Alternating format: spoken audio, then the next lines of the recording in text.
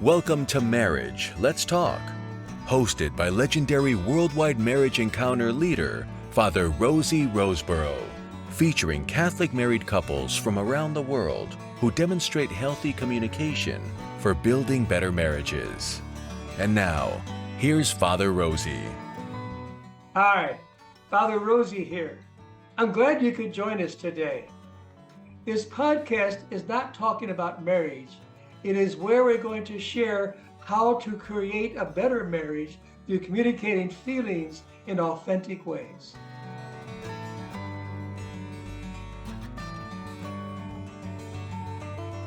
Tonight we have John and Zoe Plummer, and they'll tell you more about themselves and their three children and what's going on in their life and how they maybe met. You're on, Zoe and John. All right, I'm John. I'm Zoe. We have 3 kids. JP is 6, Zeke is 4, and Gus is 1, not quite 2 yet, but he's closing in. So 3 boys, always crazy for sure. So. We met in high school. We actually met in detention. Kind of funny because we're both like rule followers now, but that's where we met, is in detention, and yeah. And it's fitting we both became teachers. So we both teach public school, and we both teach special education. Yeah. Is that all? Who asked you, when was your first date? How old were you in the first date? I was 16. And it was 15. Yeah. So 16 years ago. Yeah. Did you break up all in between it at all? I mean, like we were a little on and off, like early high school, but since then, pretty steady. Yeah. Where was the wedding at? The wedding was at Sacred Heart in Sedalia, Missouri. It's a small country town, kind of. It's where the state fair in Missouri is. That's the only reason why a lot of people know it is the state fair. Yeah. Not much there, but that's where Zoe started teaching. So I followed her there, and we got married shortly after we moved there. Yeah. Where did you pop the question at? On a date someplace, or? We had actually just prayed the rosary at Sacred Heart in Warrensburg, which is about 30 minutes to the west of Sedalia. And one of their little adoration chapels there. So that's where he asked me. Ah. In the presence of the Lord, she couldn't say no. Yeah. Just need a little extra help. What have you learned? I guess you made the encounter weekend. Is that 2 years ago now? Or? February of 2019. So it's been... Holy mackerel. That's 5 years. Yes. What have you learned most of all that has helped you through the times? I would say a big thing for us, a big takeaway was our marriage encounter community after the weekend. So we got to know some other married couples that have made marriage encounter too. We get to meet with them monthly in one of their homes and hear about different topics and hear about their experiences. And I think for me, it's been really powerful to just witness their strong marriages and the trials that they've been through in their marriages and build those relationships together. For me, I think it's just being open and willing to talk about things that I don't think we necessarily probably would have talked about. Feelings are one of those things that's very hard for me to always express well when I do it verbally, especially when there's some of those stronger feelings, or there's frustrations around feelings. I tend to have a little bit of a temper, but when I write things down, I can temper that a little bit and speak with a little bit more love, I guess, was probably the right thing. I can be like, okay, is what I'm saying what I want to say, or is my frustration just covering it all up? And that's been something that I've really taken away from dialoguing. Beautiful. What subject have you chosen for tonight? So we dialogued about how do I feel about taking our children to mass, and how do I feel about my answer? Okay. Go ahead and read your letters. You go first. Yeah, you can go Okay. first. Dear John, our three boys are amazing, but they're a lot. Getting them ready for mass is always a crazy time, trying to get them dressed, the mass bag packed with everything we could possibly need, everyone out the door and then to church on time. Mass is such a struggle for them to sit still in the pew and be quiet, and by the end, we're exhausted and our pew is like a hot mess of just various items. Sometimes I don't hear a single word of the homily. It's very likely that 10 people will tell me that we have our hands full, which always bothers me. But mass is a non-negotiable for us. It isn't, are we going to mass this weekend? It's when are we going to mass this weekend? And when I think about taking our kids to mass, I feel drained. My drained feeling is a 9 on a 10-point scale. My drained feeling sounds like when I'm on sensory overload after school and all the kids are throwing tantrums at home or need something or they want to climb on us. My drained feeling reminds me of sleepless nights with a new baby or a sick child. Physically, this feeling makes me want to crawl into bed, just pull the covers over my head and go to sleep. If my feeling were a color, it would just be a bunch of scribbles. My feeling tastes like water when all I really need is coffee. I know taking our kids to mass is the most important thing we do each week, but it definitely makes me feel drained. Love, Zoe. All right. Dear wife, when I think about taking our kids to mass, I think about really two separate things. The first is all the feelings leading up to mass, the anxiety about how our kids are going to behave. Well, it's less about how they're going to behave and how people react to them. I know how they're going to behave, just like they do at home. Yes, they can be a lot. 3 boys who always like to wrestle. It can be painful at times. I'm sure that people don't realize that JP is only 6 with his giant little body. And it's still always frustrating seeing people side-eyeing us or taking glances at our kids. It always feels like we're being judged. It also has gotten just that much harder to not take that out of having your grandma watch them like she offers, with all the priest changes that happen because of all things new. And JP and Zeke just not having those connections with Father Eddie or Father Dotson. They haven't made those connections with the new priests yet. And that's been a little bit harder to bring the kids to mass without them wanting to see them. Usually the tension leading up to mass is more stressful than mass is with the boys, even when they go feral. But I think that those negative things are almost completely wiped clean by the joy of mass and bringing our children to Jesus. When JP asks questions about what's happening, or draws a map of the church, or asks just random little things that you wouldn't expect, it always comes up, what is my soul and why does it need to be healed? And just realizing like, oh, he is getting way more out of the mass than I realized. And that is a good question that we need to talk about. Or Zeke and his obsession with Andrew and how he just starts to talk to him about anything and everything after mass. Seeing him being a part of the community and interacting with people helps me feel more connected and like we aren't just failing when it comes to our kids' behavior at mass. It makes me feel refreshed. Sometimes I can't see the 100 good things when all I focus on is 1 or 2 of the little bad things, like Gus launching a toy 3 pews ahead at an old woman. But bringing to our kids to mass and seeing the positive reactions from the majority of people is refreshing. It feels like jumping into the cool pool after a long hot day in the summer. It's an 8 on a 10 scale. It's like that time during mass when JP said, what is my soul and why does it need to be healed? That was a very rough mass up until that point. And then you can't help but laugh and it's all gone.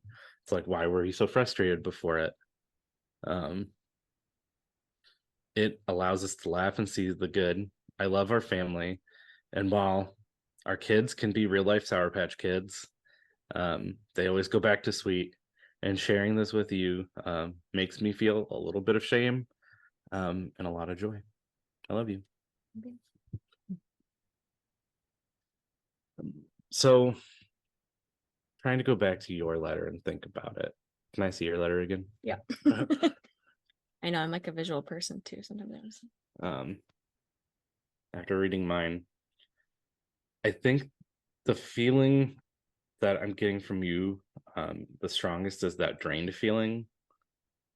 You said it's a 9 on a 10 scale, and it's like sensory overload after school, and all the kids throwing tantrums or needing something or wanting to climb on us. Is that our kids at home or your kids at school? That's our kids at home after I get home from school. Yeah. So just like that feeling when we get home from school and like I'm already exhausted from the school day and there's no like real downtime in between. And then getting home and our kids are like all hyped and wanting our attention and pulling us in all those directions. And like I'm already exhausted from the day. Yeah, you talk about that like physical like feeling that you get from it of just wanting to like crawl into bed. Is that just from like the mental exhaustion, or does that turn to physical? Or I mean, it depends. Like definitely mental exhaustion, and then like when we bring the baby, like holding him the whole time is like physically hard on my body. So yeah, he's yeah. a chunker. It's hard for anyone to hold him. Like fighting to get down now. Like he's Yeah. 1.5. He wants down during mass the whole time. He wants down, and he does not want to stay in one place. He's definitely one that would go to the altar if we did not stop him.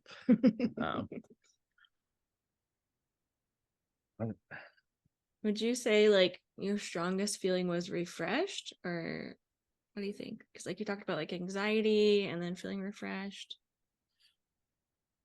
I think the refreshing always like washes away those other feelings, the anxiety, the stress. And I think that's definitely some grace and a gift from God that happens.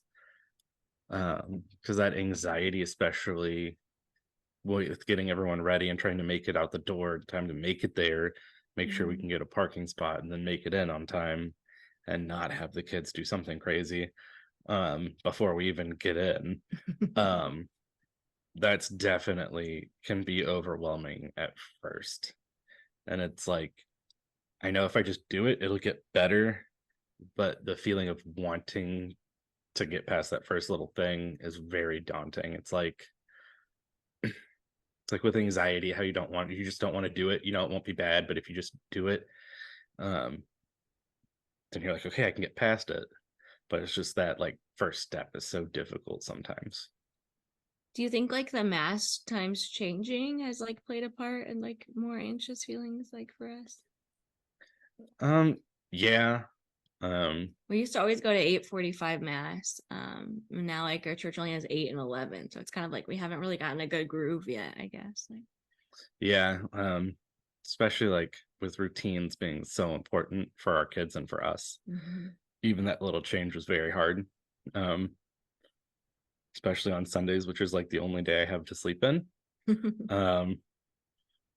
And even while that's sleeping in a whole lot more than I do any other day, it was difficult. And I think finding the mass at 8:30 at the other parish has helped a little bit with it, but it's still just, it feels like the kids are going in 3 different directions. Yeah. And Yeah. we're trying to get to the same directions, but because they're in other directions, we're having to like, we're crossing paths left and right and up and down, and who went under where, who threw what where's the last shoe, and it's like holy cow. It's like no matter how much we prepare, like we could start getting ready for mass at like 5 and we still wouldn't be out the door at time. Like it is. Yeah, like we have the same goal, but our kids don't let us go in the same direction almost ever. Normally it takes getting at least one of them in the car before we can start really figuring things out. Just strap them down in the car. It's just that first step, right? Yeah. So would you say that that was your strongest feeling? Drained. Yes. Yeah, I would say. I mean, like definitely those good moments like stick in my heart and I think of them, but like still when I think of taking our kids to mass now, it's definitely like a drained stage. Like, yeah. Yeah. And then like with Holy Days of Obligation, I know this last time we took turns. Yeah, we went to All Saints Day Mass in shifts. It's really hard. Like we both work full time, and then our parish only had mass at 7, and like our kids start bedtime at 7. We're like trying to figure out when to go. So I end up going earlier at a different parish, and you end up going at 7. So yeah, and it definitely felt like something was missing. Although it was nice to actually be able to hear for once. It is nice, like occasionally going to mass together without kids, but still like trying to make sure we take them enough that it's like part of their lives, I guess. Like, yeah, I'd say about like 6 times in the year we lead some marriage prep classes for the archdiocese, and part of that is going to mass with the engaged couples, and it's really the like probably 6 times of the year that we go without our kids. it's really nice. It's almost like a date. It is a date. Not having our kids, it is so refreshing. I read this thing about how mass and worship should be one of the biggest playtimes, and it really can be. But it's hard when you have 3 little ones sometimes who their play is much different than how we would like it to be. Well, thank you very much, Zoe and John. It's just, I was thinking of that your nonverbal, by the way, was awesome. Oh, Then when John really got going, he was rolling. He says, oh yeah. I love that because it helps you partake in where he's at in his heart and be refreshed. And you talked about how and then you so beautifully, Zoe, when you talked about how, and I guess John asked a question about, well, you're drained and stuff, but then all of a sudden you said, well, but I got this little bag of memories, the joy moments that I know the bad moments are there, they're gonna keep coming, but I have my bag, and that's where I live most of all. Yeah. No, you're tired, you're broken hearted at times because you get worn out before you get there. And which one's gonna get you? I can strap them in. Yeah. Wish you could strap them in church, but it doesn't work anyway because they Yeah. start more. Great idea. We should have like seatbelts at church. Go ahead. But that was also the gift of yours the same way, kind of. John, yours was about the gift of I know I'm anxious before I go. I know there's going to be, and she's getting to make sure. Don't forget the books. Don't forget the Cheerios. Don't forget all these things. And it'll a little cooler, or take a home sack, like take a church sack. You should sell these in the church and get very popular. You know, and have them all made up. It'd be fantastic to get through, collect them. You know, have them every 2 weeks or 3 weeks. Get a refill. You know, $5, get all refilled. I should probably do that, right? Yeah. But the John is so, you know, when you think of all the memories of, again, of, I guess it was JP asked about, my soul is thirsty or my soul is dry, or do I need to have healing for my soul, or, you know, and almost when you stop in the tracks, he should be asking Father. Yeah. You know, and that'd blow Father's mind, and the priest would never forget him. Forget the priest. So maybe that's your homework. Outside, say, no, this was said beforehand from the other priest, but can you help him out here? I can't answer that question. Can you answer for him? Who's your new pastor? Father Thebe. Yeah. Okay. He's been around a long time. You can ask that question for him. He'd be cool with that. I think he'll like the question. And then JP will learn from that. Yeah. But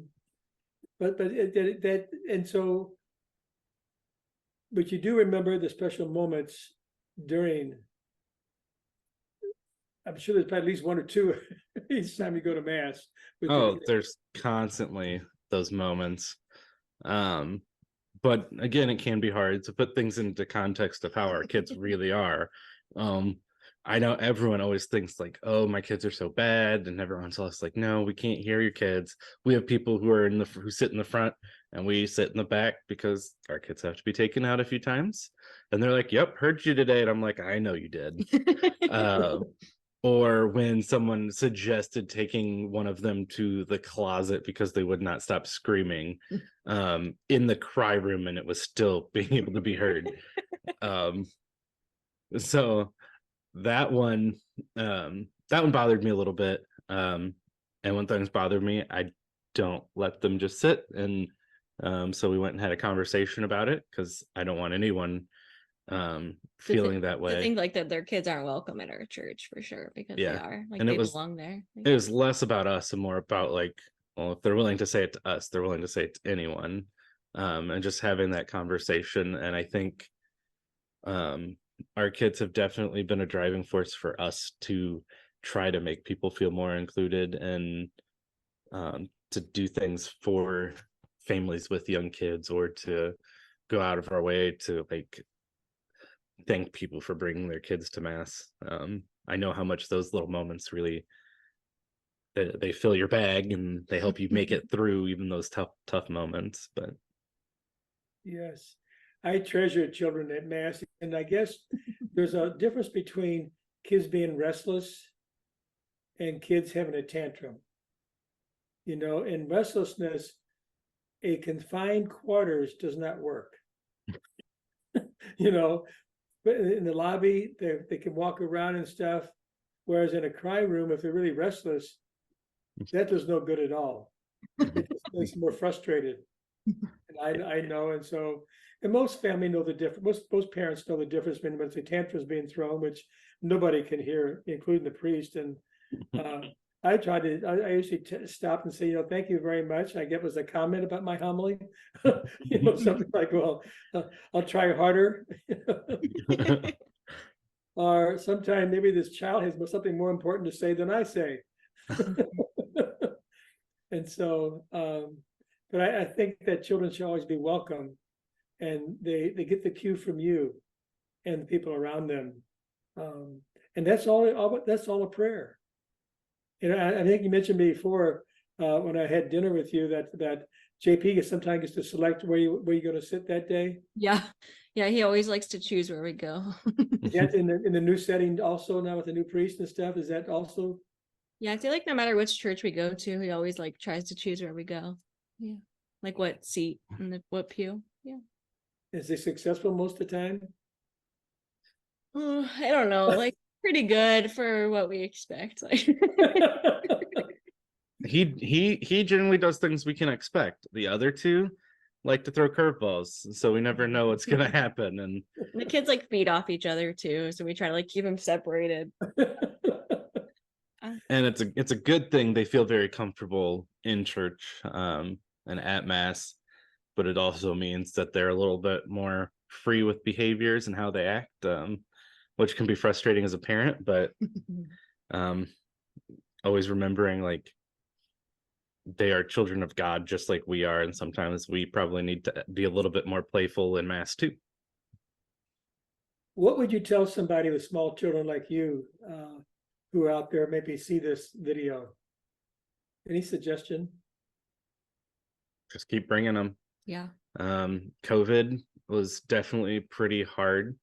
I felt like we had JP trained before COVID, and COVID came, and his ability to sit through mass definitely disappeared in those 2 years where we couldn't go in person. Was it 2 years? Yeah, like a year. Yeah, but just keep bringing them. I think the good definitely outweighs the bad, and the good comments outweigh the bad comments, and it's almost like a funeral sometimes. People don't always know how to say, or like how to say things, or what the right thing to say is, and it never comes out perfect. But it's the intention behind why they're saying things that you get, and you're like, okay, yeah, that probably wasn't phrased the best, but like it is nice that they came and were talking to us and welcoming us, even if they said, oh, you have your hands full. It's like, yeah, I know, as I'm pulling like Cheerios out of my hair. There And was one mass where, like, I swear 10 people in a row told me, I'm like, I know, thank you. Like, I would say, like, for sure, just making sure it's a routine. So for us, like, making it a non-negotiable in our family has been important. Like, making sure we go to mass every single Sunday. Like, there's no reason we would skip it. Like, we made that decision together, and we, like, hold each other accountable with it. And our kids know, like, Sunday we go to mass, or Saturday night we go to mass, and they just know that's part of our routine. So I think that makes a big part. So I definitely think it helps, like, with your kids, if you're taking kids to mass, to do it on a regular basis, for sure. And the other thing that I know really helped us was we, the priest gave a homily about inviting people back to mass. And JP is probably the best person to invite people. He just will invite anyone at the drop of a hat. And he invited great grandma and other great grandma and grandma. He will invite anyone anytime he sees them to join us at mass. And people come, which is nice. They are some of the best evangelizers that there are. And it's amazing how pure and innocent their request is, and people feel it. I'm so grateful for the guests we had today who shared willingly themselves in their dialogue. And thank you for joining us. I look forward to the next episode when I join you again once more.